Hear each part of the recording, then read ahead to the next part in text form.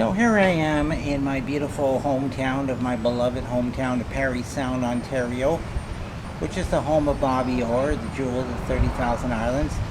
Also the home of yours truly, Joe Culp. It seemed like 44 years ago when I had to leave this wonderful community behind.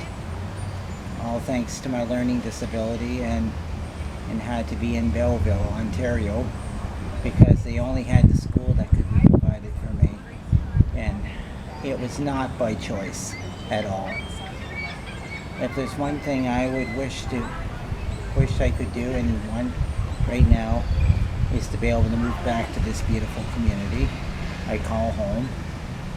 Of course, tomorrow I got to go back to reality and face reality again in Eastern Ontario, which is not one of my favorite places to live at all.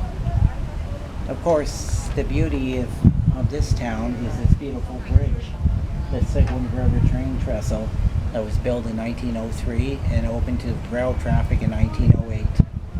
It was all by progress by CP Rail and many companies that built that. Of course, my great-great-grandfather was one of them.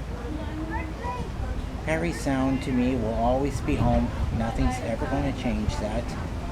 And I will miss this wonderful community where my heart is. Even though my feet might be in Belleville, but my mind will always be on Parry Sound. But I always will hold on to one thought in mind.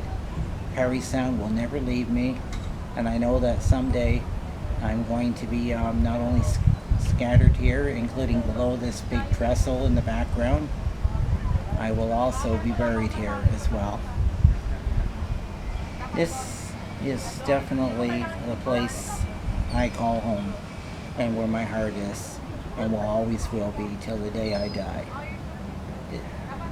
But until then, I'll just have to put some thought into it and try to remember one thing after I have to leave this place behind.